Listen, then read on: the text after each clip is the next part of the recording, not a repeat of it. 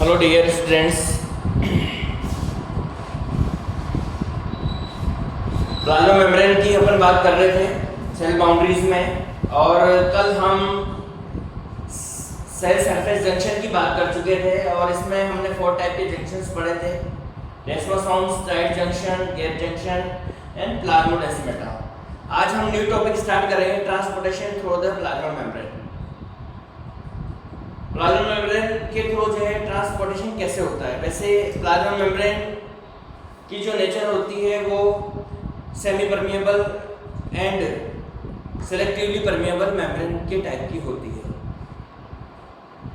यानी plasma membrane जो है ज़्यादातर जो मॉलिक्यूल्स होते हैं उनके लिए सेमी परमिएबल होती है और सेलेक्टिवली परमिएबल होती है बहुत सारे मॉलिक्यूल्स के लिए।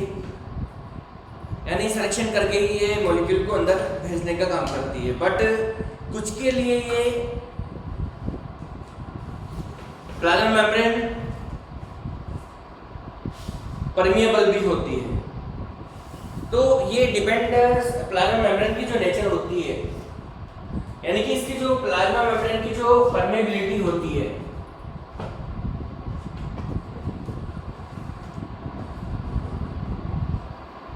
परमेबिलिटी के हिसाब से जो है मेम्ब्रेन ये जो है अलग अलग तरह की नेचर शो करती है। कुछ मॉलिक्यूल के लिए जो ये परमिएबल होती है, यानी आसानी से आ जा सकते हैं। कुछ के लिए सेमी परमिएबल होती है और कुछ के लिए सेलेक्टिवली परमिएबल होती है। बट मैक्सिमम के लिए सेलेक्टिवली परमिएबल होती है। परमिएबल ये केवल गैसियस मॉलिक्यूल के लिए होती है। गैसियस मॉलिक्यूल में कौन आता है? O2, CO2, इनके लिए परमिएबल होती है। सेलेक्टिवली परमिएबल ये किसके लिए होती है? वाटर के लिए होती है। वाटर सेलेक्ट के लिए सेलेक्टिवली परमिएबल होती है। बाकी सबके लिए ये जो है इसके लिए परमिएबल होती है, इनके लिए सेमी परमिएबल होती है, बाकी सबके लिए सेलेक्टिवली परमिएबल होती है। ऐसी नेचर इसकी होती है। अब हम यहाँ पर बात करते हैं, सबसे पहले इसका ट्रांसपोर्टेशन प्लाज्मा मेम्ब्रेन में होता है तो कुछ डिफ्यूजन की वजह से भी होता है। तो डिफ्यूजन एक फिजिकल प्रोसेस है और आप जानते हैं कि इसके अंदर एनर्जी की जरूरत नहीं होती है।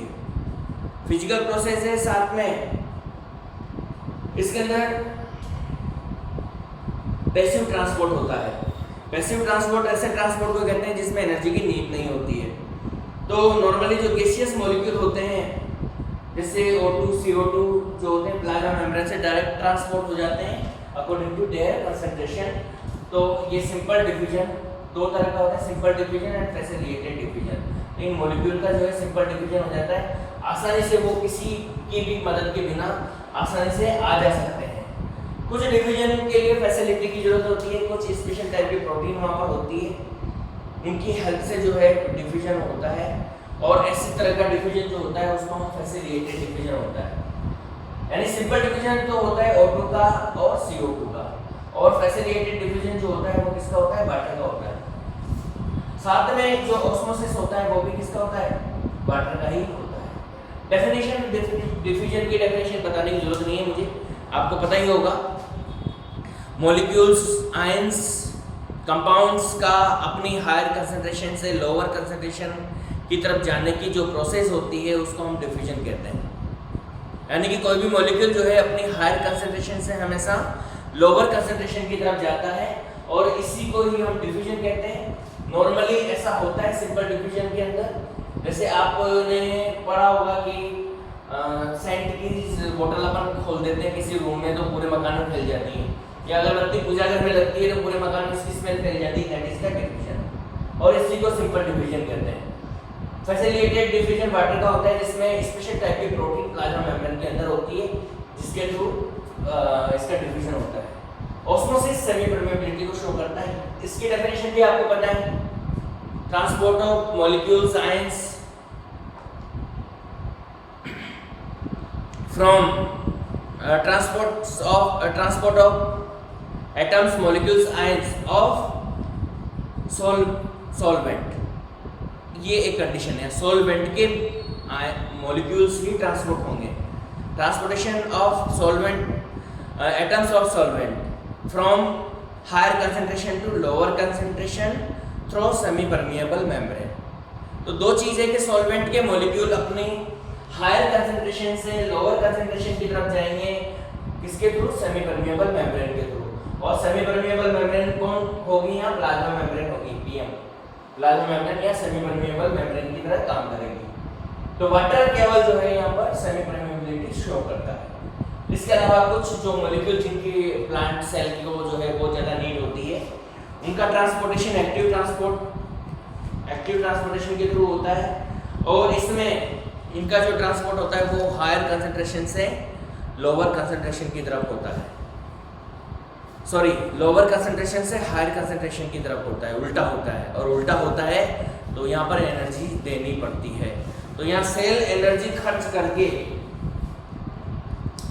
इसको जो है जबरदस्ती अंदर की तरफ भेजा जाता है, जबकि अंदर की तरफ कंसंट्रेशन जाता है, तो इसको हम एक्टिव ट्रांसपोर्ट कहते हैं। इससे पहले वाले जो ट्रांसपोर्टेशन थे जिसमें डिफ्यूजन और ऑस्मोसिस था, वो पैसिव डिफ्यूजन या पैसिव ट्रांसपोर्ट कहलाते हैं। क्यों कहलाते हैं? क्योंकि डिफ्यूजन में भी एनर्जी की नीड नहीं होती है और इसके अंदर भी एनर्जी की नीड नहीं होती है। तो दोनों के अंदर एनर्जी की नीड नहीं होती है, इस वजह से ये जो है पैसिव कहलाते हैं। जबकि एक्टिव के अंदर एनर्जी की नीड होती है। सेल एटीपी की फॉर्म में एनर्जी यहाँ पर खर्च करती है, तो उसकी वजह से जो है एक्टिव ट्रांसपोर्ट यहाँ पर होता है।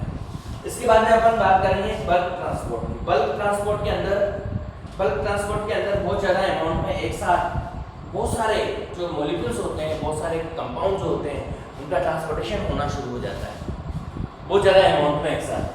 ये दो तरह से यहाँ पर होता है, एक तो एंडोसाइटोसिस और एक होता है एक्सोसाइटोसिस। एंडो का मतलब अंदर की तरफ जाना। क्या होता है एंडो का मतलब? अंदर की तरफ जाना। कंपाउंड का जो है अंदर की तरफ जाना एंडोसाइटोसिस कहलाता है, और बाहर की तरफ भेजना एक्सोसाइटोसिस कहलाता है। पहले अपन बात करेंगे एंडोसाइटोसिस की। एंडोसाइटोसिस दो तरह से यहाँ पर होता है, पिनोसाइटोसिस एंड फेगोसाइटोसिस।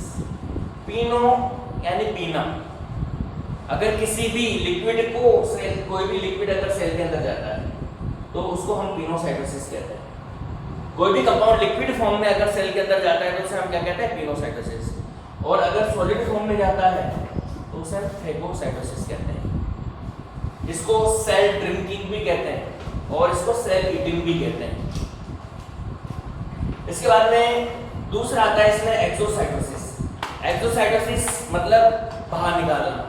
सेल के अंदर जो एक्स्ट्रा होते हैं उनको बल्क अमाउंट में, या जो एक्सक्रिएटरी कंपाउंड्स होते हैं उनको बल्क अमाउंट में सेल से बाहर निकाल दिया जाता है। इस प्रोसेस को हम एक्सोसाइटोसिस के नाम से जानते हैं, या इसको सेल वोमिटिंग भी कहा जाता है।